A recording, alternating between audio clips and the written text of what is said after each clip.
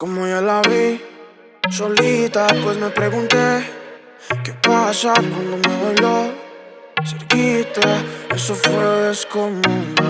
Dale, dale, tra, tú sabes cómo es. Vamos a hacerlo, mami, contra la pared. No me dice nada y todo se le ve. El perreo no se acaba hasta las 3. Dale, dale, Hola, tra, tú bienvenidos sabes cómo al episodio número 9 de Thought Provoking Conversations. For those of you that don't know Spanish, welcome to episode 9 of Thought Provoking Conversations. This is an episode that we want to, what I want to say, revolve around our Mexican heritage and kind of what it's been like to grow up Mexican in Nebraska, and just kind of some of those common experiences that we share. Because we thought that's kind of what sets us apart when we do these type of things, is that we are brown, we are Mexican. And we were kind of inspired by last week's conversation with Juan Isaguirre. And if you haven't watched it yet, go watch it because it's a doozy. Um, but he kind of inspired us to kind of talk a little bit more about our heritage and kind of how that's helped shape us so far. And so we thought we'd dedicate an episode to just that, kind of exploring our roots and seeing how much of a role they played in our life so far, and how much they impact us still. Do you think that's a good way to put it right there, Yaid? Yeah. I think the only thing I would change is I would kind of say that, this video is like a tribute to us growing up Mexican in Nebraska. Because I think, I think it provides an interesting perspective to go back and kind of explore, now that we are where we are, Mm-hmm. just kind of go back and reflect and kind of see some of the parallels of me and you, especially me growing up in small town Nebraska, and you Mm-hmm. growing up in slightly bigger small town Nebraska. So I think it'll be a fun conversation. Yeah, I agree. Um, I grew up in Mexico. Well, I was born here in Nebraska, but then I grew up in Mexico from the age of 1 till about 8 or so. So I remember what life in Mexico was like, and then how different it was coming here to the United States, and how to Nebraska in specific. And I don't know why, but one thing that I always remember is how different the birthday parties are. Um, I remember when I was a kid in Mexico, we'd have our piñatas, and we have our big ass parties with the bouncy houses and all that stuff. And I was rudely awakened to, when I come into Nebraska, to seeing that was not the case here, Yeah. or like how would like in Mexican birthday parties, especially, well, most Mexican parties, if not all, they'll serve you food, like full on meals of your tacos or carne asada and arroz, frijoles, the Oh whole the yeah. whole platter, all of the foods. And then going to my first white birthday party here in Nebraska, where they just give you like a piece of cake and like a juice box, and they call it good. And I was like, so when are we eating? Yeah. You go there without eating because you expect to get a full plate. Exactly. Yeah. And I Oh don't know yeah, why man. my mind always goes to that first. Like I have a VHS tape of like one of my last birthday parties in Mexico before coming here.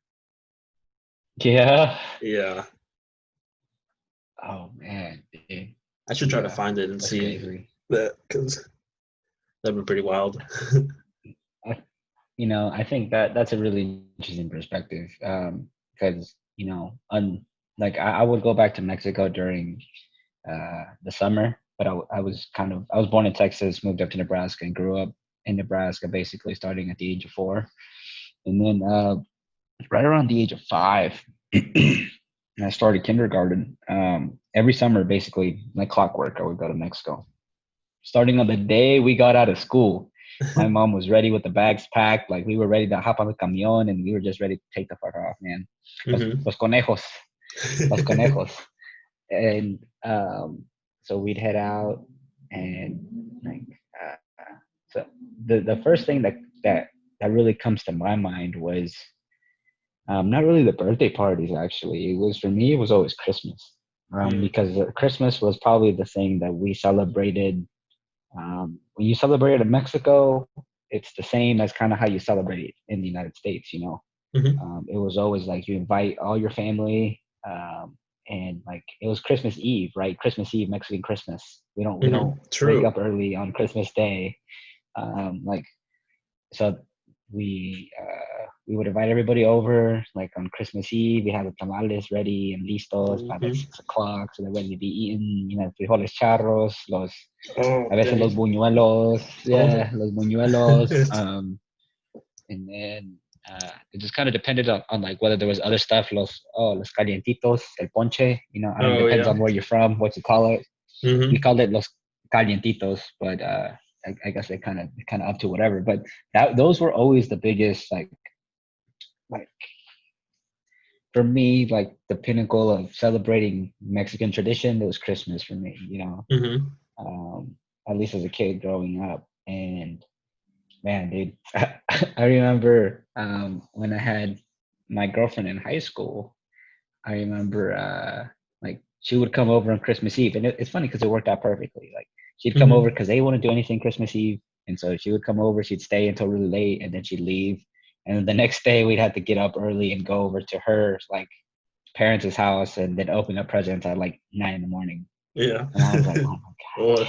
man. Yeah, it's like everybody went to sleep at like 4 in the morning because they were all like dancing and partying and having a good time and stuff. And Mm-hmm. that's always something that was that in New Year's. Like New Year's, I felt like I always had to spend at home. I still try to spend it at home. You know what I mean? Mm-hmm. But I think this was like the first New Year, this past New Year, that I didn't spend at home with my family, Mm-hmm. and that was weird. That was an interesting experience. But yeah, man. That's so for me, it's Christmas for sure. That's what Mm-hmm. I think of Navidad. Yeah, that's fair. And like, like posadas and stuff like that that happen during the whole month of Yeah. December, which is basically just parties every single day. Um, Yeah. which Like definitely does not happen here. oh no, not at all. And I think that's really cool because when I got the chance to go down to Mexico with Shadid, she like we got to go to like I think una posada, and we got like nuestros bolos de galletas y dulces and stuff, and super interesting. You know what I mean? mhm, Because I don't think I've ever been to like a function here where you get a bag of candy a function. just filled That's with stuff. true. Yeah, like Hmm. you don't just because the bag of bolo, like it's like for birthday parties, for Everything. las posadas. Yeah, like whenever anybody comes, Bautismos, yeah, first communions, yeah, literally yeah, anything. yeah. Dude, you give him food, and then you also give him a little bolo just to go. You know what I Hmm. mean? And then they also can take the centerpieces too, because True. yeah, Centerpieces are a huge deal. yeah, dude. You just take everything is takeable basically at a Mexican function. Everything you can take. Like yeah, Leftovers for everybody. yeah, yeah. Like las señoras vienen con sus ollas True. and stuff, so they can take because everybody has one of those ollas with like a little wire handle and like just like the regular kind of like just like a pot. Hmm. Sometimes it's either like that lime green with the speckled stuff on it, or like that turquoise color, or it's like Hmm. the one with like the fruit on the side that's kind of like tan all the way around. Those are the two ones that I've always seen. But everybody has one of those, man. At least Hmm. down in the rancho, you know. But yeah, man, it's cool. It's funny, like how many things we use as an excuse to throw a party or like a carne asada for, Yeah. Oh like yeah, dude. Oh yeah.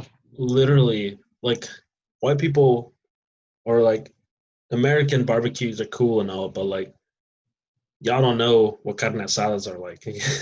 You know what I'm saying? Like it's a whole Yeah. different ballgame, bro. Yeah. Oh yeah, dude. Like barbecues, like I've never seen an American barbecue go on past like 9. Yeah.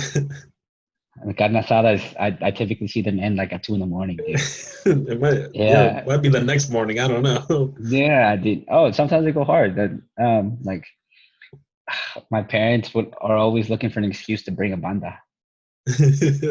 Yeah, they're always trying to find an excuse to be like, "Ay, ¿cuándo vamos a traer la banda otra vez?" It's always funny as shit, man. Yeah. Yeah, dude. And just the amount of food too that we go True. through. Like we're talking about pounds and pounds of meat. Mm-hmm. So like the arrachera or el bistec. Mm-hmm. Um, So I saw this yeah, meme, dude. right? Yeah. That was like bistec. It was like about that word. And like we know that pretty regularly, it's like a type of meat or whatever. But like it said like the meme was like, I just found out that the whole time beefsteak isn't a real word. It's just my parents trying to say beef steak and they just said beefsteak Yeah. because they couldn't. Bistec. Yeah. Yeah. Oh, absolutely. Yeah. And it's funny because you'd go to like the uh, the carnicerias down in Mexico Hmm. and you ask, oh my God, dude, like I have this really funny story. When I was a little kid, um, my mom, so I'm changing the subject. So my sister had like this little motorcycle that ran on gasolina, right? Dale And más and gasolina. so yeah, Daddy Yankee, right? And so I was like around 11 at this time. This was probably like one of the summers, maybe 2 summers right before I stopped going back to Mexico because I started like football and summer conditioning and stuff. And Hmm. uh, I would use that as an excuse to not want to go to Mexico because I was like, I don't want to sit in a bus for 3 days, man. Shit, True. both there and then back. Like, fuck. And then my mom was Hmm. gonna make me bring all the quesos back, and like, she always had like a hielera full of quesos, and it was just like, damn, True, bro. bro. Those things last like those can make it through anything, and it's wild. Yeah. Oh yeah, absolutely. Like I enjoyed it throughout the year, but for those 3 days, it sucked carrying the thing everywhere. You know what I mean? Yeah. And then it cramp up your seat because like then you're like your knees are touching your chest because it's like right under your seat, right? Yep. But anyways, so as a little kid, and my mom gave me like a little gas like gas container, right? Hmm. Because in English it's called gas. You know what I mean? Gasoline, gas. Because you could call the vapor propane, right? That's Hmm. what you typically call it. And you can also call it gas, but I usually hear it called propane based on its like actual name. And so I went to this little place where they have like it's like a little tiendita, right? Because Hmm. the tienditas over there sell everything, right? So they have chips, the cokes, they have like tools, they have like tires, they got a Hmm. bunch of random shit, right? And I went up there and I'd be like, oye, señora, ¿tiene gas? Y no, no tenemos gas. But my mom had sent me directly here to get the gas, right? Me Hmm. thinking it was called gas. And every time I asked her 3 fucking times, right? And she never corrected me because she didn't know. She thought I knew, right? You know what I mean? Like who doesn't know the difference between gas and gasolina? Yeah. So I'm sitting there and I've spent an hour and a half there already. And I can feel it in my soul. I'm like, my mom is gonna fucking kill me, dude. Like, you know that when you don't know what's wrong, but you're a little kid and you're scared to go back home because you know if you go back home and say no tenían gas, te van a Hmm. chingar. You know what I mean? And so Yeah. I was terrified. I was like, yo, what do you mean you don't have gas? And so eventually, like I think one of my friends came up, or I think I asked Cynthia because she was walking out with some friends, and she's like, "Pregúntale, dile gasolina." She just laughed and dile gasolina. And so I went up to her and I was like, "Hey, tienes gasolina?" And she's like, "Sí, ¿cuánto quieres?" And I was like, "Oh my God!" No. I was like, "Are you serious?" I was like, "This whole time I've just been saying the wrong thing." And then she was just like all casual, gave me what I needed, and then she sent me back on my way. And I'm pretty sure my mom still yelled at me, but Yeah, for like I taking was an just hour and a like, half. "Damn, yeah, we're taking way too long, bro." Oh my gosh, I remember that. That was a rude awakening. That's so funny. Yeah, absolutely. Yeah, it's always interesting trying to see those slight word changes, right, that you have to get accustomed to, especially if you grew up here and speak Spanish and then you try to go and speak Spanish in Mexico. Like it's a whole different Yeah, game. Um, because for real, dude. nothing's the same. Yeah. Siempre me llaman norteño o güero. Americano. True. Eres americano, ¿verdad? Like, shit, I'm sorry, bro. It's the best I got right now. Right? It's the best I got. You gotta work with it. Yeah, no, I definitely agree. I think there's a lot of little nuances that you don't really pick up Hmm. here, because here it's more like general. Then you go back there, you get specific, right? Words mean stuff. Hmm. And they expect you to know the meanings, right? Because like in English, right, you wouldn't mess up those specific words just because we know the nuances, right? But if somebody Hmm. comes here trying to learn English, it's not always very Doesn't go very well. yeah no, like it can be kind of confusing because there's a lot of different nuances in the way we talk with stuff, you know. Hmm. But I get it. I So, so I went. What's up? oh no, go for it. No, I was just gonna give a quick story. So I went to school in Mexico until I was in second grade. Like I finished second grade and then came here. Um, I still remember. So the elementary school that I went to, um, so we had to wear uniforms and stuff. So it was like a polo and like jeans or like jean shorts, some jorts. And Yeah, and then with the long socks, yeah. long white socks. Yeah. um, but then I Did you like have to wear a bow remember. tie? No, it was just like a polo. Thank God.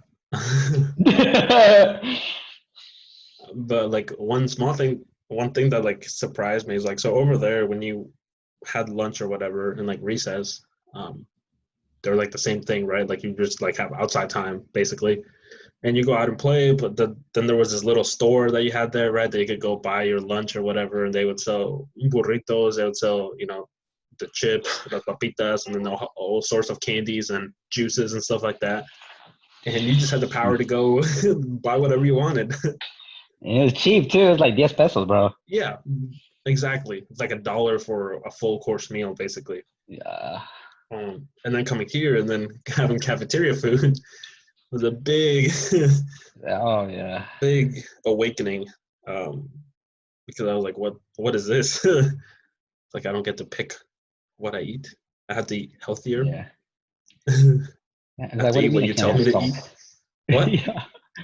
It's like, remember when the Michelle Obama passed the like the food Like the food restrictions because standards? Yeah. yeah, yeah, and then like they started making all this crappy like my sister would tell me stories like when she was in high school, she'd like, yeah, I've eaten pizza like every day for lunch, and I was like, what? It's like we had this shitty green beans and fucking unsalted corn with like a little muffin, and like there's a low fat muffin, need two, so it was like, Mm-hmm. oh my gosh. It was all I was just like, garbage. yeah. All garbage. And you knew that shit wasn't healthy for you. Like it was. Yeah, bro, that shit came out of cans. Hmm. But I get it. I get it. I dig it. Like I'll talk shit on it, but at the same time, I get it. I Like get it. in principle, it makes sense. It was just Yeah, it's hard to execute that.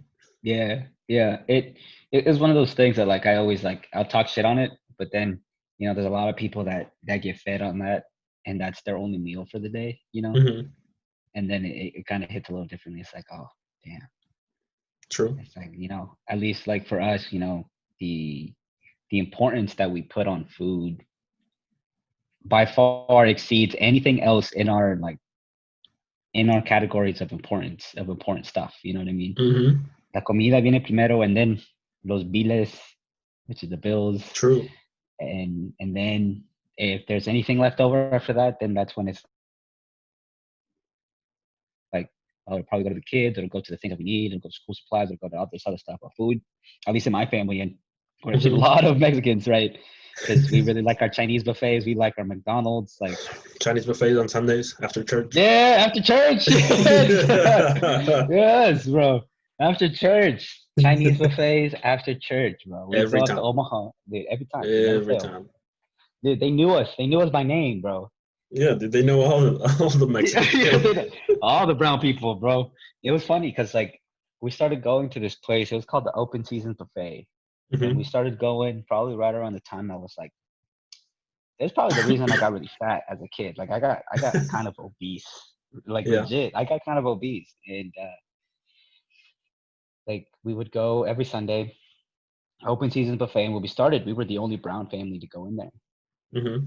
And so they knew us all by name. They're like, "Oh, hola, Francisco," because like they would try to speak Spanish. So like the bosses would come up and they'd like talk to us and stuff, and they're just nice people. And we knew, like, we came in, we ate, and then Mm-hmm. my parents were trying to be cheap and give them like a really low tip. I'm like, "You guys suck." I'd be like, "Give them a good tip. Get the fuck out of True. here!" Like, and Mexicans are so terrible tippers. yeah, bro, we're savages, dude. Mm-hmm. We're savages. But I, and yeah, then I was sorry, just what gonna were you say, gonna I don't say? think we could. I just don't think we get how servers get paid, You know, right? I Like, feel like we do, you think so? but Because we I had look to at tell it that to like, my parents, and they're like, "Oh, that's what they get paid," and I was like, "Yeah." oh, well, my mom worked in like food, Oh yeah. and so she was pulling 60-hour weeks, and she's like, I didn't get paid shit, you know. And that was her attitude. She's like, estos le estoy dando más que me dieron a mí. She gave me that attitude shit. I'd be like, Mom, get your ass out of here. You're living a good life now, right? So It's not their fault. yeah, it's not their fault that you just had a shitty boss, all right? True. Like, help them out. Help a brother out, all right? Help a brother out. Mm-hmm. So, but yeah, dude. It was, yeah, but towards the end, dude, there was like all the people that were in there were brown. Everybody was brown, dude. Everybody was brown.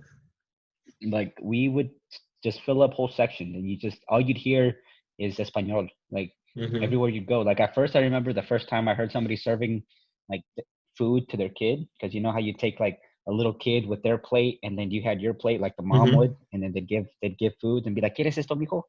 Mm-hmm. Um, like I remember the first time I heard somebody speak in Spanish, I was like, "Oh, hablan español." And then I tried to talk to them, and they just looked at me like I was weird because I tried to talk to them in Spanish, and they're just like, "Oh, see," and they just go off to do their own thing. You know what I mean? Yeah, they're trying to And, eat. and after, yeah, and then after that, they're like everybody was in there with Spanish. Like you'd walk by tables, puro español, Mm-hmm. no hablaban nada más, and it was crazy because I'd hear them trying to pronounce like Pepsi, like Mountain Dew, el Doctor Pepper. Yeah, Yeah, that always cracks me up. yeah, the iced tea. I always think it's interesting how many it doesn't matter the type of restaurant, there's always a bunch of brown people working in the back, like being the cooks. Yeah, Like I always notice that here in Lincoln, like when I go to the mall or something, right? Let's say I'm gonna eat in the food court. Every yeah. kitchen there, Has a brown person in brown it too. person's cooking the food. Yeah, yeah, dude. Yeah, You want you it's want Panda Express? Brown people made it. You yeah, dude. want you want pizza? Dude, Brown people made that too. and we, I don't know, bro. We just have a tendency to end up with the food. True. We have a tendency to end up with the food, bro. We both work for Subway, dude. Yeah. Yeah, bro. Like something about food and us, brown people, dude. I feel like we were just made to prepare food, bro. We just make bomb ass food, Dude, bro. that's what I'm saying, bro. It's crazy. It's crazy because at that Chinese buffet too, because they closed it and it's no longer there anymore, which makes me sad because I really like that place. Hmm. But they like the workers slowly started becoming brown. Like at first I only saw one, and then eventually all the cooks were brown, and I would see them come out with the lo mein and shit. They'd just be like filling it back up, and they'd be talking in Spanish, and you're like, "Hey, wait, púrate!" You'd hear that shit coming out of the kitchen. It's just like shit. There's a bunch of brown people in here. Hmm. Yeah, yeah. I mean that's how it is here too, man. Like we went to a Chinese buffet one time, and the line was literally out the door You full only of just went brown one people. time to a Chinese buffet while you're over there? Yeah, dude, it was a 40-minute journey to get there. All right. It was not worth it. Like it's easier to do some fine dining here than it is to find a fucking buffet, dude. You just live in a different world now. You know what I mean? Live in a different That's world. unfortunate. So yeah. So we had to go to a mall that was like we also don't have a car, so that's probably why, right? Oh, For that's good fair. reason, because when I went, I was not ready for that greasy food, bro. That put me down. That put me down for like the whole day because it was intense. It was intense, but like all the cooks brown. The lady working the front desk, she was brown, but I think she also spoke like it was either Chinese or another dialect that was like but dude, it's probably like Mandarin. I think Mandarin. It sounded like it. But yo, all the cooks were brown, and then all the waitresses and waiters were Asian. I was like, this is an interesting dynamic. And oh shit. Yeah, but there were so many brown people, and they were all coming after church, dude. Because I saw them all in their nice suits and shit, you know, Yeah. with the jeans, con sus polos, and the kicks on and stuff, and they were just like chilling. I was like, yo, That's this is funny. wild.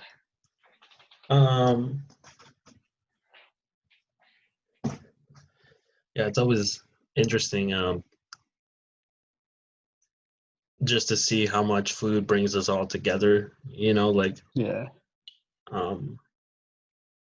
just how important it is to like eat together as a family, you know, like they'll usually make you all eat together because yeah, you just should. Like that's just what is expected, so you do. yeah, absolutely. I think that's um, our culture is really big about that. You know what I Hmm. mean? I have yet to meet a family of brown people that don't like don't bond around food, first of all, Hmm. and don't have family dinners. You know, Hmm. I think that's one of the things that I find really important. Like lunch, lunch you can do whatever you want for lunch, right? I Yeah. don't care what you do for lunch. But dinner you bring that ass home, Hmm. and we're gonna eat, you know, dinner I as don't a care you bring your family. friends, but you're Yeah, eating here. yeah, and it's funny because my mom would make so much that I could bring like 3 friends, and she'd still have enough for like doubles and triples, bro. Like, yeah, dude. Exactly. Oh, absolutely. I think that was always one of, and then she'd get upset with me. She'd be like, "Hey, ¿por qué no me dijiste ya? Ya Yeah. he hecho más comida." Yeah, and it's like, why? I'd be like, We don't "Mom, they need. were, yeah, they were already comatose by the time they were trying to like get out of here, man." They were like, "Yo, But then they hit you with that. I could have gave him some to take home. yeah, yeah, that's true." Like my mom always hated when my friends left in the morning without eating. So like if they spent the night, Hmm. they hated she hated it when they would leave without eating breakfast. Hmm. She'd be like, "¿Qué va a pensar su mamá?" That's what she would tell me. And I'd be like, "Mom, I promise you they're not gonna say anything." They're not gonna say anything at all. True. Um, Yeah.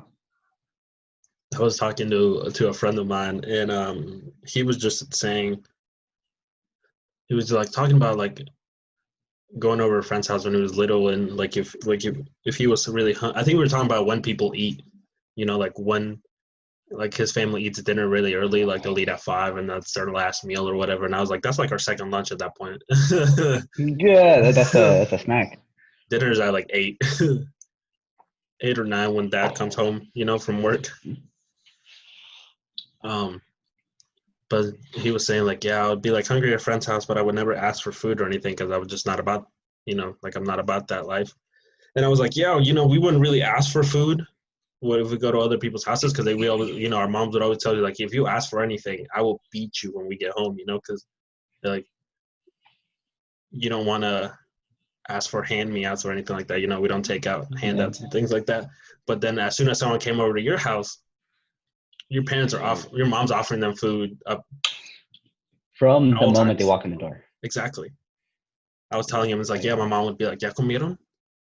And I'd be like, and then I was like, it doesn't matter if you say yes or no, you're going to eat again. Yeah. And be like, the question is when? Because if you give a time, you'll at least I'll put it until then. But if you don't say anything now, we're gonna get something here in a little bit. Mhm.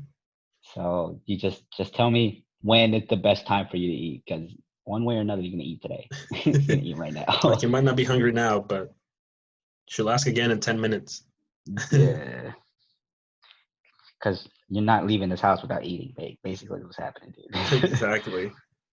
Yeah.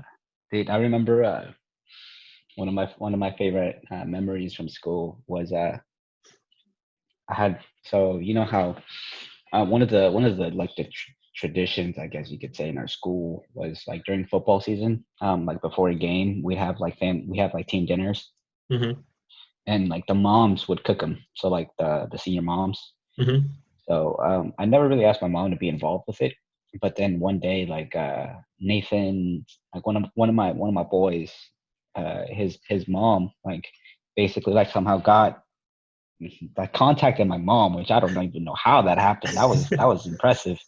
But she contacted my mom, and she basically asked if she'd be willing to help and Mm-hmm. make some food, because she had heard that she made some really good food. Mm-hmm. And she said that she'd be willing to go pick her up and pick up the food and stuff, and move it and everything. And because that was usually the biggest problem. It's like, hey, I'm getting out of practice like right at this point. Like I can't go home and pick it up, and my mom can't drive. Mm-hmm. And so she made like taquitos and all that stuff, and she made flautas, Mm-hmm. ensalada, arroz, and they were like trays. You know what I'm saying? Like it was Yeah. thick. And so she made a whole bunch of food, right? And then I was like, "Hey, bro," like all my friends were like, "Dude, this food was good as shit." And I was like, "Yeah, thanks, bro." And then I told the seniors, I was like, "Hey, if y'all want to come over, I can invite y'all to eat some tacos at my place." They were like, "Hell yeah, dude!" I'd be like, "Yeah, I want to try tacos de lengua," and they were like, "What's that?" And I was like, "It's beef tongue." And they were Mm-hmm. like, "What? You could eat that?" And I was like, "Yeah, bro." And I promise you, it's probably gonna be the greatest taco you'll ever had. And they were like, I was like, "Yeah, dude, come over. We can try it." Ah. They're just like, we'll see. And I was like, "All right, just come on over and we'll make it work." And so they all come over at some point. And I told my mom, she gets the linguas and stuff, and she prepares them, and she gets them ready, and then they all show up. There's only like 12 of us, right? Mm-hmm. So it was, we all fit around the table, and then we just, like, my mom starts bringing them out. She starts bringing them out, and dude, they all eat into the double digits, brother. Like all of them, every single one of them. Nobody even asked what this was. They just all smashed. And then like the next day at school, right? Because they're just like, "Oh, dude, this was so good. This was so good." Like, I didn't tell them anything. And Mm-hmm. then the next day, like at school, they were like, "Yo, yeah, hey, I thought you said we were gonna try tacos de lengua, bro." And I was like, "Yeah, dude, you did." And they were like, "What?" that was it. And I was like, "Yeah, bro." And they were like, "Dude, that's fucking crazy, bro. That shit was so good." I was like, "Yeah, dude, that's what I'm saying, dude. Just Mm-hmm. don't hate until you try it, bro, because it's like the softest meat you'll ever have. Like, Oh, made absolutely. made right, made right, right. That's the most Mm-hmm. important part. Like you can't just go anywhere and just get these bad boys, right? Like it has to be made with love, tender care, and affection, because Mm-hmm. otherwise they The come out hands of your tough. ancestors helping you put it all Yeah, together. yeah. It's like my mom puts a little bit of her soul in each taco, man. Mm-hmm. You know what I'm saying? And that's when it comes out beautiful, dude. Like the meat is so soft, it's so juicy, it just like melts in your mouth, dude. I'm just getting hungry just thinking about it. And I already ate, bro. And it's just, oh, con la cebollita, el cilantro, la That's salsita, dude. cilantro. Oh, Y'all don't even know. yo, man, dude, that's probably one of my favorite tacos, man. That, and then if it's made with cachete también, Oh yeah. boy, boy, We call that like barbacoa when it's like both of them mixed. really, Yeah. yeah. It does kind of look like barbacoa, yeah, Um, when the cachetes in there. no, it's just such a game changer. Like y'all, like if you haven't had those tacos, like pause this video, go get some, come Find your back, brown friends. and then play this and watch this video while you eat them. Because trust me, like Yeah, dude, they're so fucking good, man. Oh my gosh.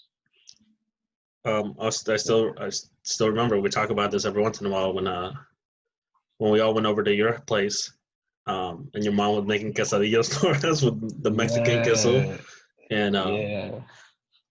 they were so spicy, but they were so good, and I was just eating them, and I was like, Dude, I just remember like my mouth is on fire, and I was like, "Oh oh, shit!" I was like, "These are kind of spicy," and I was looking around at you disappeared, and then all I yeah. hear is like the faucet in the sink just going, and then you come out, and your face is like all wet, and then like your chest is all wet from like all the like the water dropping down like down your stomach and shit, and you just came out, you're like, They were so hot, bro. Dude, oh my god, yeah, I remember seeing that and I just cracked the fuck up, bro. I was like, yo, that shit, that's a cherished memory right there, bro. But it was so good. Like I just couldn't stop eating them. Yeah, dude, they were fucking good. I don't think there was a single person that didn't like them. No. I don't think there was. And that was even like Isaac eating shit that day too. Like, Yeah. yeah. Even on top of that, he was still smashing on them quesadillas, bro. Mm-hmm. Yeah, that was a good time. I had a lot of fun that night. Yeah, that was a lot of fun.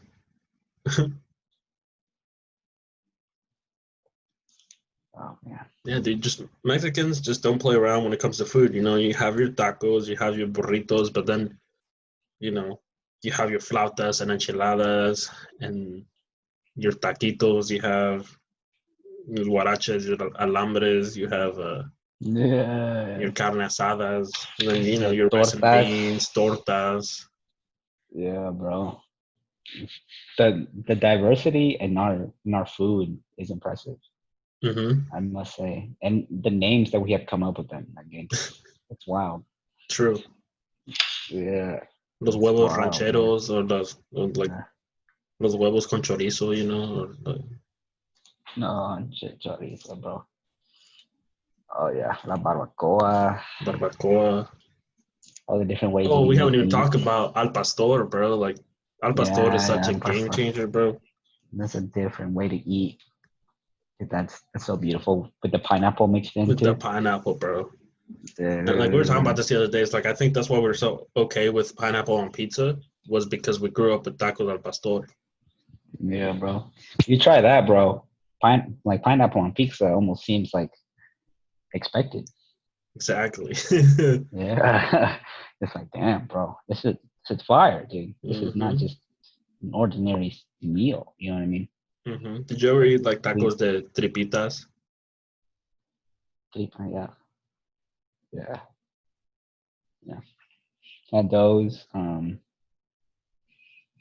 had like every type of taco. Mm-hmm. Like birria is also super good. Oh, yeah, tinga, Mm-hmm.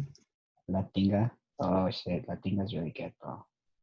Like And then we're getting into the soups. yeah, oh, dude, Oh exactly. shit, yeah, Caldo de res, menudo. de Oh pollo. shit, Yeah, yeah, your carne de menudo and res, caldo de pozole. pollo, menudo, pozole, dude. That shit good. And sometimes just los frijoles de la olla, dude. That True. shit right there is like it's a staple, bro. Mm-hmm. Staple. Oh shit. All the ways you can make beans. All Y'all the don't ways you even can know. make beans. Yeah, bro. This shit's unreal, bro. Unreal. And we don't get it from a can either, bro. We make this shit. We boil the water and we make the Boil the beans. water, yeah, you make the beans, and then you take the beans, you know, you either press them, los machucas con the pinche, I don't even know what that thing's called, the Yeah, yeah, machucada, I don't yeah, know. yeah, yeah, Or bro. I you don't even know blend what it them, is, you but know, to make them refried and shit. yeah, dude. Just put a little bit of oil in there, dude. Mm-hmm. Yeah, shit. Oh, those fucking chicharrones, bro. The chicharrones con Chicharrones, chile bro. verde. Holy Yeah. shit, bro. The chicharrones con chile verde and en costillita, también Yeah. nomás así.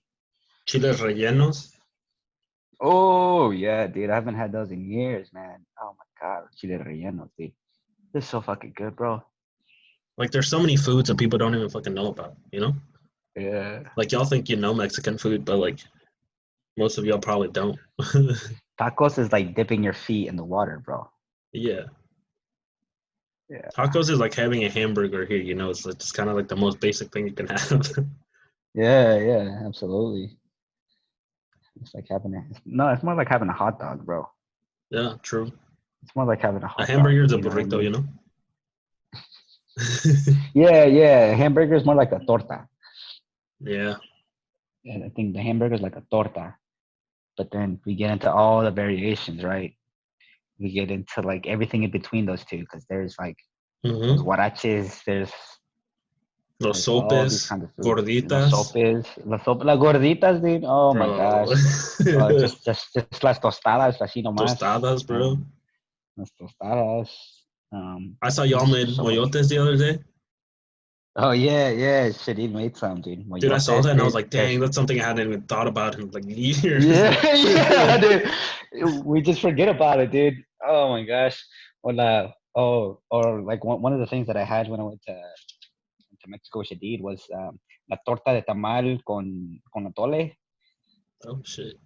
Yeah, bro. That's that. I didn't know that was a thing, dude, until I had it, and they just kept talking about it, and I was like, dude, I don't even know what that is, bro. And it's legit what I thought it was. It's pan bolillo, and then you just smack a freaking tamal in between it, and just close it in there, bro. Dude. Oh my gosh, the fact that we're able even still alive is as a culture is just surprising. We're able That's so to put unnecessary.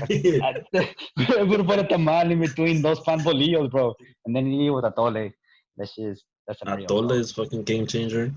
Dude, atole o arroz con leche, dude. Arroz con leche, Arroz con leche is flan, dope. choco Yeah, flan, the flan, choco flan, dude. That shit's different chilaquiles. type Did of you ever have churros.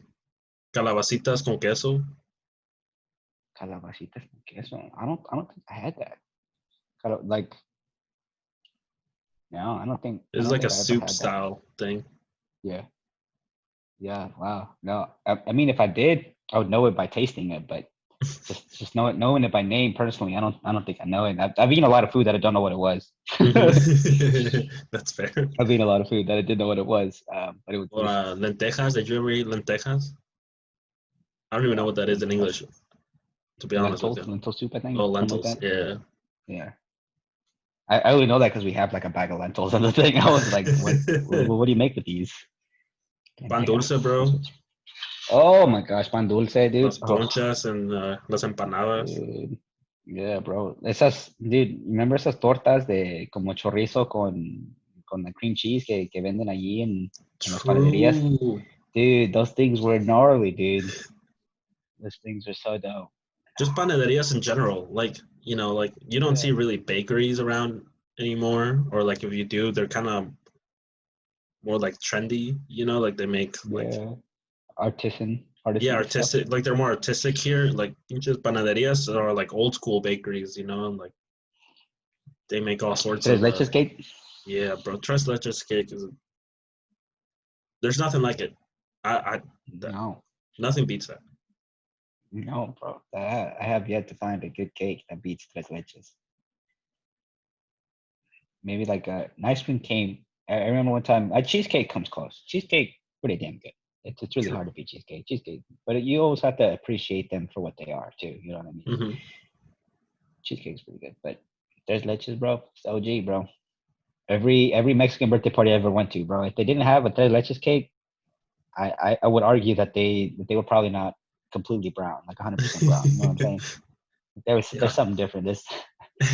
They have something going on. You know what I mean? If they gave you zebra cakes instead, then you're in the wrong party. Yeah, yeah, bro. Or if it was like that white sponge cake, you know what I mean? Like, Oh yeah, just like yeah, the generic ass brand of cake. it's like that. They bought like a box of that shit and tried to make it themselves, and so it just came out Hmm. like a spongy cake with some frosting on it. Disrespectful. Yeah, dude. I don't know. We also spend way too much money on our birthday parties, so I can almost understand, because a tres leches cake, like a big one, is like $50, bro. It's like 40, Yeah, $50. You know what I'm saying? but it's worth it. Yeah. Or like when it comes with like the fruit in the middle, like it comes like the pineapple Ooh, and the strawberry and stuff in the yeah, middle, yeah. like the legit fruit. Oh, Hmm. that Every shit kills. time, That bro. shit kills, bro. Every time, dude. My Every time. We mom haven't knows even. like people that make those cakes, like a lot more people that make Yeah. those cakes now in GI, and she'll just buy small ones randomly when I go home, and I'm like, "Why do you have a cake?" And I was like, "I just want a cake." And I'm like, "No, mom, don't do me like It's wild. I'm this." trying to work on my ways. This is not helping me. Because you can't just eat one slice, bro. No, bro. And it's not like it comes by itself either. Like it comes after a full fucking meal with like tortillas and frijoles and all this heavy shit. Hmm. And then it's like, oh, order pastelito. What? No. I thought we were done eating. Nope. Yeah. Um, I remember back when I lived in Mexico, I like my aunt's house was right next to a tortilleria, so like where they make Oh, tortillas yeah. fresh. When like every morning we just go over buy tortillas for breakfast and stuff. That's And so beautiful. I remember like while you were waiting for your tortillas, they would be like, "Oh, here's a couple. Here's some salsa and some sal if you wanna, just eat some." Yes, dude. Los tacos de sal, bro. It doesn't even. You don't even need anything. Like with the fresh home. Oh my gosh, it's just a fresh homemade tortilla, bro. Oh, Some sal and then put some salsa on there too. un poquito de quesito fresco, dude. Yep. Oh, shit. Yeah. Oh man, it's such a That's beautiful such a memory. fond memory of mine. Yeah. Oh yeah. Absolutely. Like Dude. Nevarías too, like ice cream here, like you Oh have yeah. your Dairy Queens or Cold Stone, and that's cool and all, but like they don't Right. rival Nevarías, like Yeah, absolutely. the things they come up with, like you have your ice cream, right? Like you have all your different types of ice cream that are better flavors than the ones here, but then you have your paletas and your bolis, but then you have your fresas con crema or mangos con crema or whatever Mangonadas. fruit with crema mangoneadas. Um, Yeah. Freaking the type of sundaes that they would make, that just power high with like all the things you can think of. Say, have tamarindo in there, and then Tamarindo, chamoy, yeah. and then you get the elotes there too. True You elotes know, and then fruta en vaso, elote. with limon and Yeah. Oh chile. yeah. That's what I would usually get. I'd get la fruta Mm-hmm. preparada, with the limon and the chili powder, and Mm-hmm. oh gosh. But then, like, anytime I even go here, right, when I go to like Neve Arcoiris here or something like that, and like I was like, I want to get fruit, but then I get there, right, and I'm like, damn, like, but I really want some elote. Like, Yeah, yeah. You gotta get both. yeah, you can never get Gotta get one both. or the other, you Yeah. gotta get both. Do you remember when Isaac's goofy ass like ate all the topping right away? Yeah, like remember we got those big ass cups one time, and it was you, me, Isaac, and Herman, I think, and like Yeah. all four of us went to La Nieveria, and then like he just like started smashing. He didn't because you didn't stir it because you got to stir Mm-hmm. it. So You gotta mix yes, it first. ladies and gentlemen, if you do go get some elote en vaso, please do us all a favor and stir it. Otherwise, you're gonna be eating pure mayonnaise and chili powder and Parmesan cheese, and then you'll find out way later that Why you needed you're a mistake. to mix it. Yeah. You can ask Isaac. Isaac. Oh man. And then like when you get a big enough cup, they give you a round two of all the toppings up in the middle, Yeah. so that way the Yeah. bottom corn can have some too. And I was like, Yeah. Some y'all got love. me. Yeah, such a beautiful thing, dude. Such a beautiful thing. Damn, because like, what else is there? There's so much, bro. There's so much that I don't even know too, because like I haven't even gotten a chance to explore like all of Mexico, because I think that like I only know like what the areas that I've been exposed to. Mm-hmm. That's why I think it'd be so cool to be able to travel around and explore, because like las quesadillas con like carne adentro, you know what I mean? Because like they'll make the Yes. quesadillas preparada con tacos, basically, Mm-hmm. like a taco. Those are unreal. True. And every like region has their own type of cheese, and like different types of Yeah, quesadillas. yeah, bro. Dude, it is a beautiful cuisine, dude. Shit, Agreed. it is beautiful cuisine. Um. So kind of going off of what we've been saying, we've been talking about a lot of the positive stuff about kind of what we've gotten to experience, especially the food, because honestly, you can't talk about Mexican culture without talking about food. But pivoting to just our experience here in Nebraska as Mexicans, especially growing up, did you feel, and we kind of already talked about this ourselves, but not on video. Did you feel like you had a chance to embrace your culture growing up outside of your home, or you felt like you didn't really I have think, to, or you shouldn't? yeah. I'm sorry. I don't. No, I I was kind of done. interrupted you. Okay. Um, I remember what I said last time, and I've been thinking about it a lot, and I could probably say like about two different perspectives. One of the perspectives was maybe just the way that I felt, right? Because that's really the only thing that I could say. Because I personally felt like I couldn't right? Because I wanted to fit in, and I felt like there was always like little comments thrown here and there that would make me feel like, okay, yeah, like I'm not one of these people, like I'm not 100% in, you know what I mean? Because Mm-hmm. yeah, like I grew up in a really small town. I was the only brown person, and um, there were little things that I did that really makes that feeling kind of stand out. So like for example, like when I would go to Walmart and I would be with my mom and like the cashier would say something, or if like let's say the price came out to higher than what my mom saw on the price tag, my mom would never let that shit slide, right? Mm-hmm. And so she'd make me say something, right? And so we'd be like arguing back and forth in Spanish, and she'd be like, "Dile, yo no hablo inglés, tú dile," right? Because my, You'd be my like, mom doesn't no. speak English.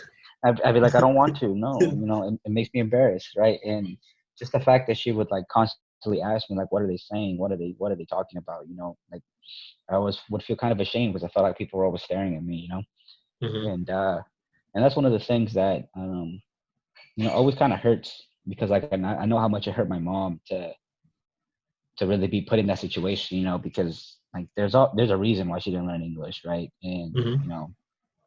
and so I get it, you know what I mean? I get it that she went through a rough life and she felt like she couldn't really learn the language because she had other priorities, you know what I mean? Don't take the time to learn it. And so I get that aspect too. And but that was just one example of any of me going throughout my life in small town Nebraska, uh, just kind of trying to hide my culture from people. Like it was safe behind closed doors, and I Mm-hmm. enjoyed participating in it to an extent. Like obviously there were points like, because one of the things about Mexican culture too is like they're savages. They are savages, dude. They will roast you all the time, dude. Mm-hmm. They don't like your nicknames that you have around your family are typically things that are actually really sensitive to you. You know what I mean? Like I was fat, and so my family would call me fat. You know what I mean? Yeah. Like there's that kind of shit, bro. It would hurt. It would hurt because it's like, what do you say back to something that actually hurts you? You know what I mean? You just get Yeah. angry, and they're like, "Oh, ya se enojó el gordito," they're saying some fucked up shit, right? And Mm-hmm. so it's like at a certain point, you almost don't even want to be a part of it. You know what I mean? You just want to like, dude, all right, stop. Just leave me alone, man. Just let me stay in my room and play video games because that's what I would do. Play video games. Mm-hmm. Black Ops, right? Back in the old days, World at War, and I just try to chill. You know what I mean? Try to just kind of do my own thing for a while, Mm-hmm. and so that was kind of my experience, right? I felt like in order to fit in, I needed to give up that part of me. Like I would bring it up when other people would ask me about it, but whether I was, blasting that banda or blasting those corridos on my way to school, like no, not really. You know what I mean? Like Mm-hmm. I didn't really start listening to music in Spanish until college, right? Like Mm-hmm. college, that's when I started getting into reggaeton, and then from reggaeton, I got my heart broken, back then, and that's when I got into banda because it makes Yeah. sense. You know what I mean? Like it's just a Like logical Vicente progression. Fernandez. Like, yeah, yeah, dude. You just kind of embrace it differently because that's basically all like Mexican music really talks about. Like Latin music is just all like a bunch of hurt motherfuckers singing songs, man. And it's good music, right? It speaks to the soul in a very particular way. So like it's Mm-hmm. it's very powerful because it's like a lot of it is kind of timeless. A lot of classic music. Like remember Mm-hmm. that cleaning kid in Espanol Spotify Spotify playlist that playlist. I sent you? Yeah. Yeah, that's a banger, dude. All of those are bangers and all of those are classics, and Mm-hmm. it's really interesting like how many brown people actually know all those songs and like can relate to them. You know what I mean? And Mm-hmm. it's like, yeah, dude, we know this. Like my parents used to listen to that when I was a kid, and so like I felt like I grew up knowing the music but never actually knowing like who sang it or whatever. It's just like just constantly play all the time, like whenever my parents were feeling some type of way, right? But I don't know, man. I think I don't know whether I chose to do that just because like I didn't feel like it was appropriate because nobody else around me kind of had that like experience, right? Yeah. And so it was like, do I really want to share this with people? Because then in a way, like what would happen if they didn't accept me, you know? So Mm-hmm. that was always kind of like one of the thoughts that was going on in my mind is like, hey, I can tell you about my culture, but then if you just shit on it, like I just let myself be exposed, you know what I mean? And Yeah. that was always something that was very terrifying for me. So it was like when I would bring my friends home to meet my parents, you know what I mean? Mm-hmm. And like my girlfriend at the time, like to come home and meet my parents, like that was always like a big thing because it was like, oh, you know, they're white. You know, it's like they just they don't always understand the way that Mexican kind of talk, you know what I mean? And so that also gave me a lot of leeway because when my mom would say something in Spanish, I could choose what What translated. to translate? Yeah. Yeah, I could choose what to say and I would change it and make it so that it was nice, basically. Mm-hmm. So like I moderated the conversations all the time, you know what I mean? So I filtered it. I filtered a lot of stuff. um, but yeah, I mean, it's like, it's one of those things. But yeah, dude, yeah, that's kind of my answer to that. What about Mm-hmm. you? I definitely feel you on the interpreting thing. Like, I hated interpreting for my mom, because it just felt like now I don't mind. Like now I'll do it because I have a different appreciation for it, right? But when as a kid, you're like, God, like I don't want to have to do that. Like, feels like a chore, and then it's kind of embarrassing, and because you're like, they're gonna judge me because well, they're gonna judge us because my parents don't speak English, right? And then sometimes you don't know how to translate what your parents are saying, right? So then you're there kind of trying to think on how to say it.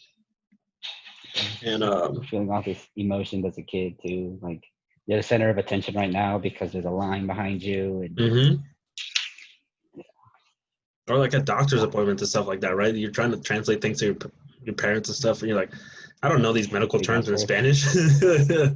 Yeah, bro, you're like 10 years old and you're in there trying to tell like translate through diabetes and shit. You're like, bro, ease up, dude. I don't even know what the fuck I'm saying right I don't even now. know this in English, you know, like Yeah, exactly. Dude. I don't even know what this means. so yeah, I mean that was always kind of interesting. Um Kind of growing up like through elementary school, um well, I was still learning English myself, right? Because I didn't know English when I first came to the country. So my whole third grade year and part of fourth grade was just like being take me being taken out of class to learn English, right? And and then joining my normal class when I could or whatever. Uh, so that was a pretty interesting experience. You know, like kids already feel left out, you know, or like Yeah, feel like outsiders, and let alone when you don't speak the language and then you get pulled out randomly throughout class or whatever. yeah, Luckily, that was a pretty common thing, like in Grand Island, because it is such a Hispanic people there to where it wasn't as big of a deal. You know, yeah. people are just like, oh, it's whatever, like it happens. Um, so I wouldn't say like I ever really hid my, at least at first, like I wouldn't hide like my heritage and stuff like that, because I did have a lot of my first friends were a lot of them were like Hispanic and like lived in the same trailer park as me. So Yeah. it, we kind of had a community and stuff like that. But definitely, like as I grew up, specifically in high school, I would say it's when I kind of had it was like two different worlds, right? To how like Mexican I was like at home and all the stuff that I had to do at home and like at church and stuff like that, compared to what I was from Monday through Friday, right? Like at school. Because right away in school, like in high school, there were honors classes or there were AP classes that you had to get into, and so I was fortunate enough to get into NCPA, which is kind of how I went to college. They always had us taking the hardest classes, right, to try to prep you for college the best that your school can, basically. And most of those classes were all filled with like white people, right? Like So even though our school was like 40% minority, all my classes were filled with white people because most minorities didn't take those type of classes, right? Like especially like in math, I was, I took algebra my 8th grade year, so I could take geometry and stuff my freshman year. And a lot of other minorities came in to barely take algebra freshman year, so I was already like separated there, right? So by the senior year, I was taking AP calculus, right? And most people were taking pre-calc, if that, or like college algebra or something like that.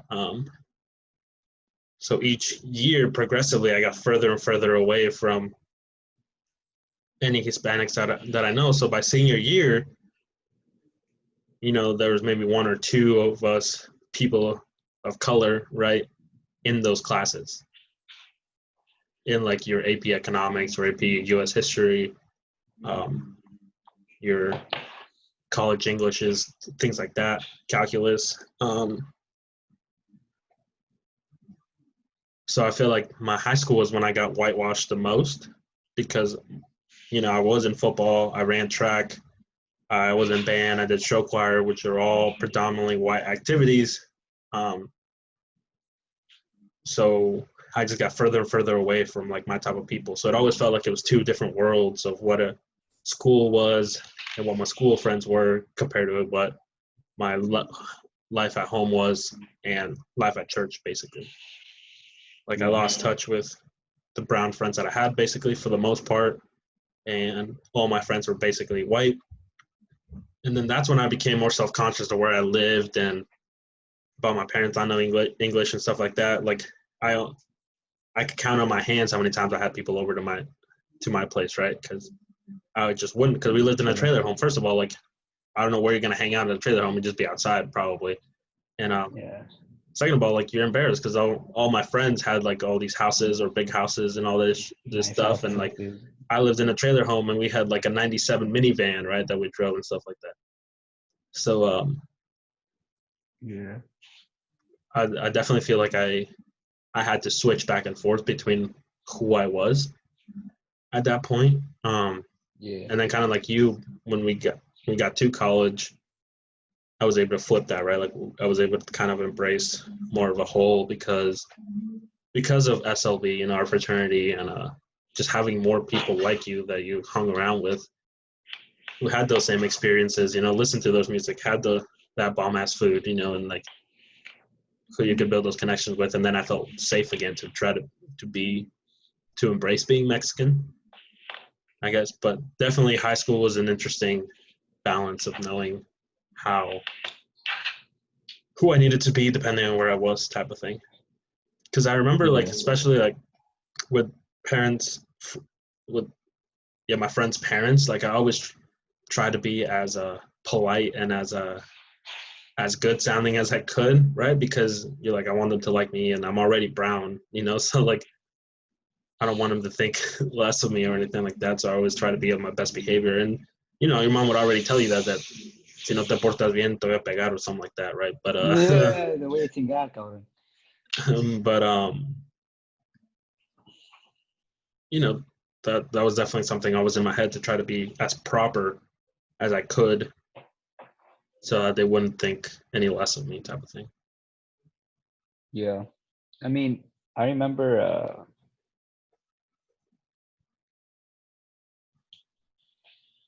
because you saying that last part, right? Saying that you wanted to be on your best behavior because you're already brown, you know what I mean? The way you said that reminded me of like, something my dad said to me, because it was like, I feel like there were a couple moments where I experienced racism, right? But it was that stereotype, right? I mean, it was like, oh, you're brown, right? You should be like a thief. You should be, drug dealer. You should be a druggie. You know what I mean? Mm-hmm. And so they were always like, always be on your best behavior. You know what I mean? Like, act like you've been somewhere. You know what I mean? Mm-hmm. Even though like when I was coming home to a trailer, right? Like, had a lot of moments where I just, wasn't yeah, it was just always awkward, right? Because like, uh, I would never go over to friend's house because my parents like refused to let me go over to friend's house because one, we lived really far away, and two, they were always like, "No, I can't see what you're doing over there." And I'm like, "Well, you barely pay attention to me here, so why does it matter?" You know what I mean? Because Mm-hmm. like there was always that disconnect. It was like they wanted you to be around, but at the same time, they everything that you did was kid stuff. You know what I mean? And there was that disconnect because like I don't know about you, but my parents never played with me. I never had that like that moment where like we'd go out and play catch or something. You know what I mean? Mm-hmm. Like maybe it happened once or twice, but you know I get it. Like my dad working 60, 70 hours a week, maybe sometimes be out of state, right? My mom was constantly cooking, constantly cleaning, making sure that the kids were ready, making sure that everything was good, making sure the lunches were packed. You know, so I get it, Mm-hmm. right? But it like even the way that they told me to approach other Mexicans was something that was very interesting. Like my dad, I remember telling me he was like, "Hey, you know, Mexicans, they they're willing to fuck you over," you know. And I was like he said that very particular to me, and you know, I still remember to this day because it was like if I could go back and say something, I'd be like, you know, everybody can fuck you over potentially. You know what I mean? Mm-hmm. It's not just Mexicans. I think that's something that all people have the ability to do. You know what I'm saying? Yeah. I think it's just like it was also just us buying into that stereotype of ourselves, you know, because it was like, you know, that's that other side of us, right? That's the other side that culturally we have to kind of work around, right? Mm-hmm. It's like people like we understand stereotypes are just a thing that we do. You know what I mean? And if you don't pay Mm-hmm. attention to them, you don't recognize your biases, like they affect the way you treat other people, right? Yeah. And so like that was always something that was at the back of my mind. It was like, okay, I need to, you know, pretend like I've been somewhere, right? Mm-hmm. That's you know that's part of the reason why I try to be one of the best dressed people in school, right? Because like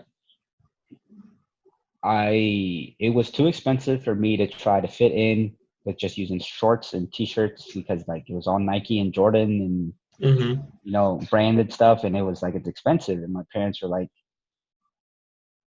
"This is expensive," and I was like, "Okay, well then at least give me something so that I can look good going to school." You know what I mean? And that's where I started, you know, wearing like dress shirts to school. I started wearing ties to school. I started wearing full suits to school. I started wearing, you know, just trying to carry myself in a way that didn't represent where I came from. You know what I mean? Because like Yeah. I'd go home and walk to my trailer, right? I'd get dropped off by the bus and head into my trailer. You know what I'm saying? Mm-hmm. And it was like, you know, just one of those things. You know, it was kind of awkward, right? Because like we'd go to like where like my white classmates would live, and you know they had some nice houses. Not all the time, right? Like there is. I'm not gonna say there was a poor white people where I live too, right? But usually bigger than a trailer. Mm-hmm. um, but yeah, man. So I totally feel that. You know what I mean? And it's it's one of those things where it came to a point where I was because I didn't have a lot of brown people at any point. So Mm-hmm. I tried to like kind of hide that part of me. You know what I mean? Try to repress it basically because it was like, well, it's not really serving me here. And if Mm-hmm. anything, it allows people an opportunity to make fun of me. So it was like, you know, better not. Right? Mm-hmm. Better not.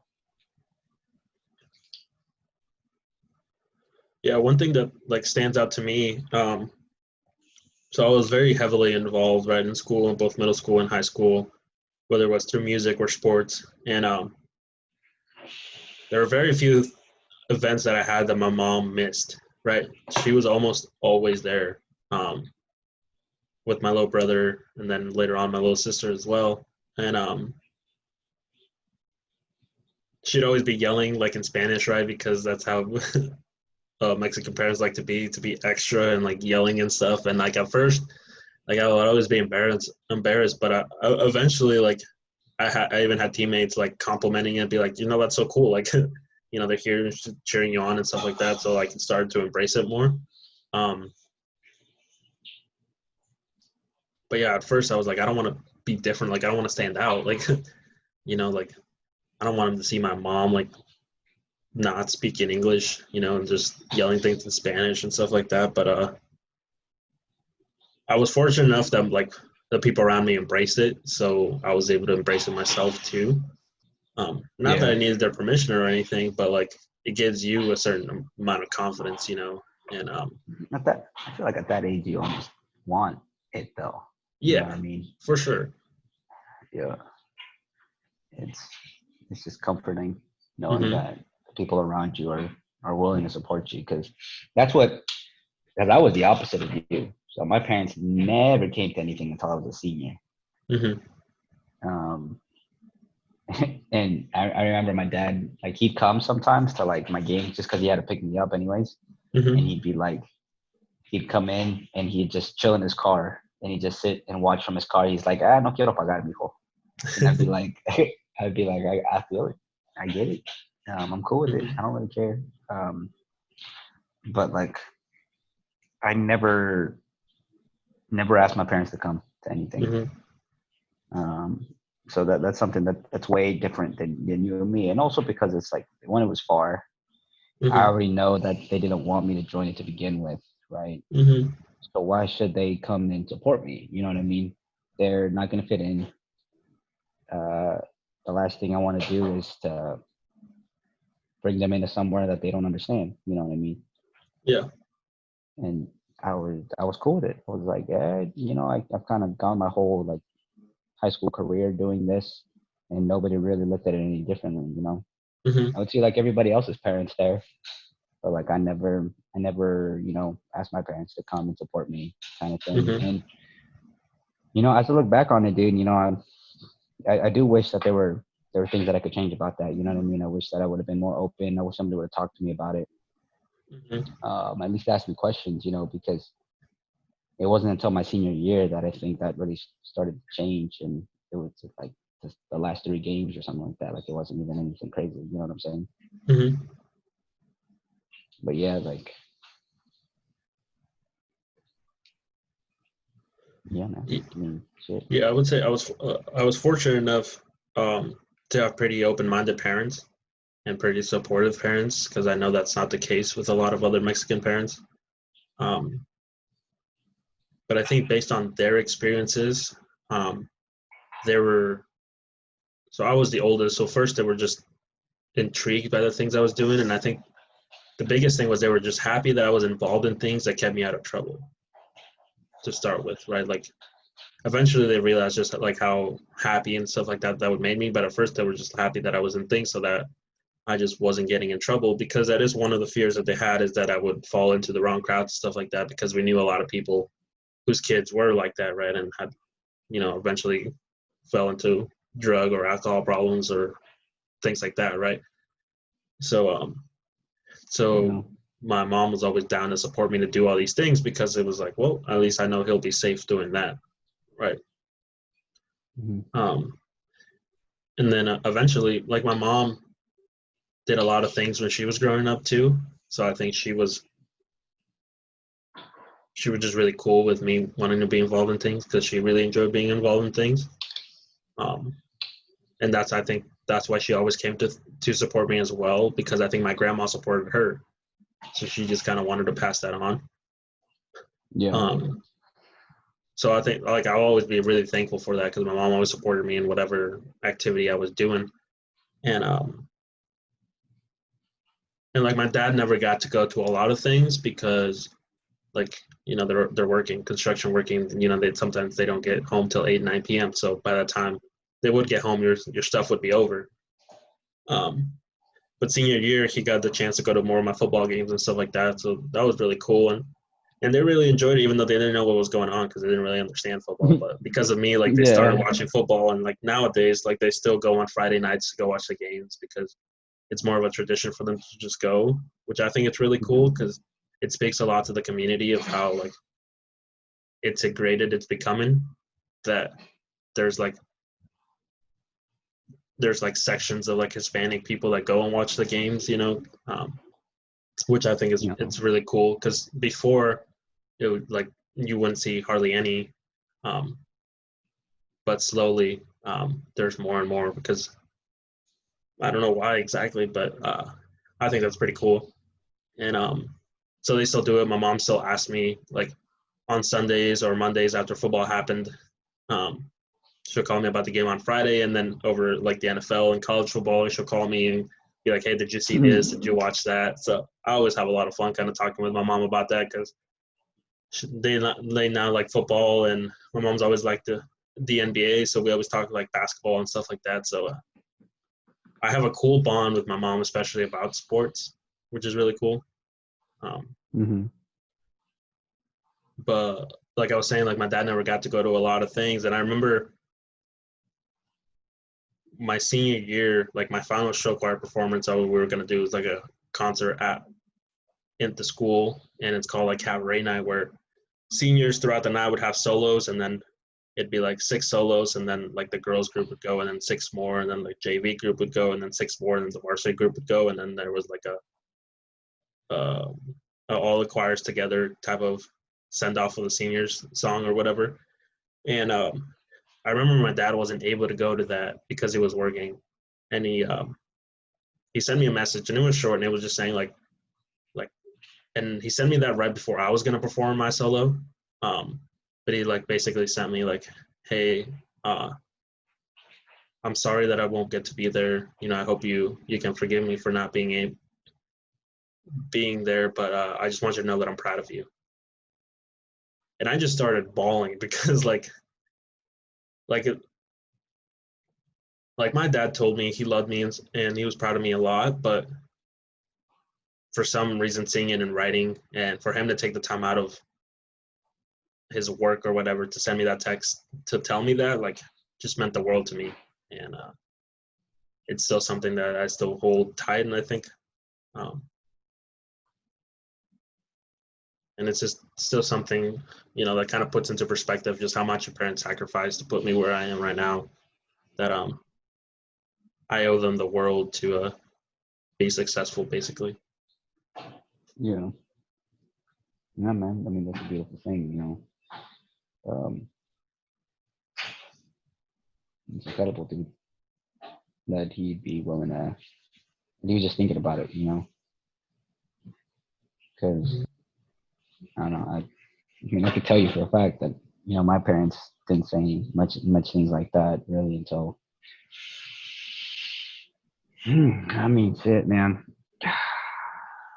I felt like my relationship with my parents was always very rocky until probably just about like this year, basically. You know, we were always butting heads. You know what I mean? Yeah. And it's not that like I didn't respect what they did for me. It's just that I didn't respect some of the ways that they reacted to things that happened. And you know, there were moments where I was like, you know what? You know, I'm kind of done listening to you guys. You know, because like the things that they were telling me to do were causing me a lot of pain. You know, it was preventing me from connecting with people. It was really preventing me from being a person. You know what I mean? Because you know, one of the things that I guess I understand now is that, you know, you're trying to keep your kids safe. You know, and you don't want them to go through the same pain that they did. And so they think that by them telling you all these things, they can somehow protect you from that pain. But you know, I think there's one thing to the human condition, that we're all going to experience some sort of suffering at some point or another, right? Yeah. And it's not necessarily about avoiding the suffering; it's about learning how to go through it. You know what I mean? And learning how to be better on the other side of it.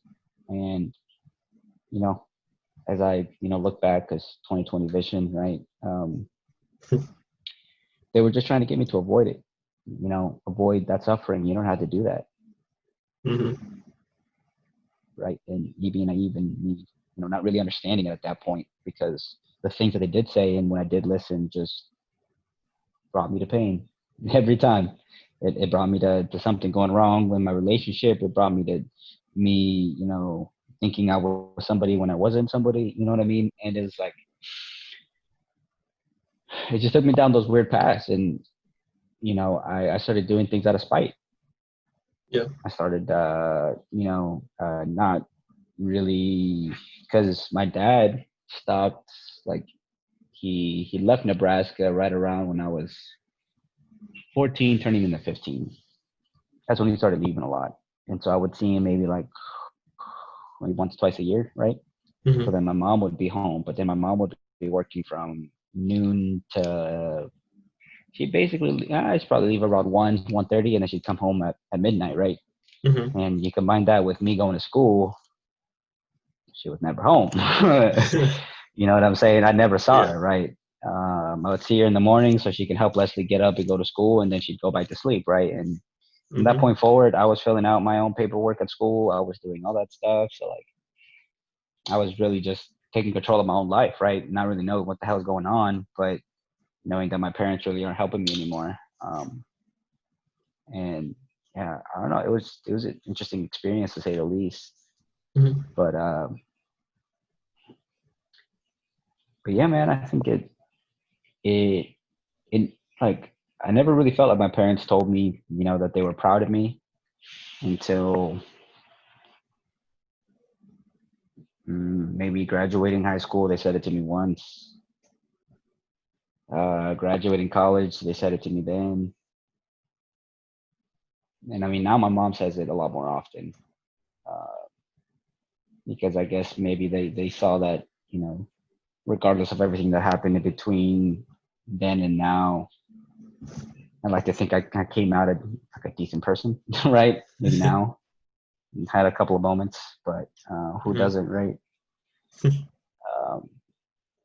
But now it's a different dynamic. Like, it's a different relationship.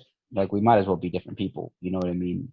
And so it's different now. But back then, like, I never like truly enjoyed going home. Like, I never felt comfortable. I always felt there was all this stuff hanging in the air, you know, like all this like pent up emotion, pent up frustration, pent up just, you know, sadness in a way that like, it's like they expected so much from me. You know what I mean? They expected me to be perfect in a way that they were never perfect. Yeah. And it, you know, it was kind of hard, right? And you know, as a kid growing up, like, not getting told by your parents, like I could probably count on my two hands how many times my parents have told me that they love me, right? And I mean, that sounds kind of harsh, right? But it's honest, and most of those has been in the last couple of weeks, last couple of months, actually. So it's one of those things. I don't know, man. I don't know if it was just, you know, because I can understand it, because they grew up in very, very different ways. You know, they experience a lot of pain. Like, I understand that a lot of pain, a lot of hardship, that changes a person. You know what I mean? Like, it hardens you, because, you know, you don't want to let yourself get hurt, and you don't want to let those around you get hurt. So you want to harden them too. You know what I mean? But you know, in a way, I had to go through the same pain so I could really understand what it was that they went through. You know what I'm saying? So, so that's why my road took me down some dark points, right? But I mean, like, now I think we have one of the greatest relationships I've ever had with my parents. You know, like, I could talk to my mom for hours. Never used to be able to do that. I used to be so excited to just get off the phone with her. You know what I mean? Yeah, and it's fucked up to say it, right? But I'm gonna say it because it was honest. Like, there's a point where, like, because she would just lecture me, and she would just tell me the way I needed to live my life, and tell me all these things, and I was like, "Do you really know? I don't think you really know." You know what I mean? Yeah. And now, like, it's a different dynamic. I'll listen. I'll talk. I'll, you know, break bread. You know what I mean? I'm in a different place mentally, and I think she sees that too, and I think she understands. You know what I mean? Yeah. But yeah, it's just one of those things, man. For sure. Yeah, and I think us to parent relations is a whole nother video that we could do on its own, on how drastically our experiences with our parents have been. Yeah. and we hadn't realized that until we talked about it, throughout the last few months or whatever, and just how different that was. So maybe that's a video for another time. Yeah. So we've kept the people around long enough already with this one. Yeah. I think overall, at least at this point of my life, I'm in a place where I'm embracing being Mexican the most that I've ever have, probably. Just because I am proud of the way I grew up. I think our traditions are by far the best, like I love the little intricacies of being Mexican, like the food that comes with the customs, the celebrations, all that kind of stuff. So I don't know, I feel like I'm in a place where I'm the most accepting of that term being associated with me. Hopefully I can further that. But I think that also puts me in a place where I want to help my people even more, right? Like since I want to associate myself with that term, you notice more of the stuff that's wrong with it. So it's kind of why I want to help the Latino community even more, because I know that we don't have those people as much to help us out as other people might have. So yeah, I usually don't see. I never really met like Latino people that were willing to help other Latinos. In my experience, it was always like, I mean, not to say that, white people can't help us, right? It's just you approach it from a different level of understanding when you live through it, Mm-hmm. And it's kind of one of those things. It's like it's a lot of goodwill people, but until you've walked in those shoes, you live that life. Like it's difficult to understand, I guess, the difficulty, right? Like the challenges that come on Mm-hmm. of not having your dad around because he's working 70 hours a week, Mm-hmm. having to translate for your mother for everything Mm-hmm. because she Not doesn't having speak papers. English. Yeah, not having papers is a whole nother battle, dude. And Mm-hmm. just navigating all those things, right? Mm-hmm. Where to find the best tortillas, you know what I mean? Like all problems that we gotta deal with, you know what I mean? And it's Mm-hmm. like it's just somebody who has to live it and understands it. It just gives a whole different meaning of understanding, Mm-hmm. a different level of understanding. That was that's it. But yeah, man, I think we covered a lot, and I think we could probably talk longer, but I think that's probably a decent place to end, Yeah, I agree. Well, hopefully you all were able to get a few things of kind of how our experience was growing up, kind of some of the norms that we saw, and then some of the similarities between how we were raised, but yet also some of the differences on growing up here. And yeah, that's all I got. Hopefully you guys enjoyed it. If you liked what you heard, subscribe to the channel and give us a like button. Share it with others if you think that they might enjoy the conversation as well. And do you have any parting words for the good people here? No, I mean, if you guys stuck it out until this long, I think this was a bit of a longer video. Thank you for stopping by. I appreciate it. And, definitely, if you haven't tried any of those foods that we mentioned before, which is like a list of like 50, 60 things, I think Go you should rewind, rewatch that part, take notes. absolutely take Go notes through and the figure entire out, list. yeah, and try them all because you will not be disappointed and it will be a life well spent if you try them all. You know what I'm saying? Mm-hmm. That's all I got. All right. Well, we'll see you guys next week, hopefully with another interview. And yeah, we'll figure it out then. Yeah. Hope you guys have a good week. And like I said, we'll see you guys next week. Deuces. Yep. Take care. Eso fue descomunal. Dale, dale, tra, tra, tú sabes cómo es. Vamos a hacerlo, mami, contra la pared. No me dice nada y todo se le ve.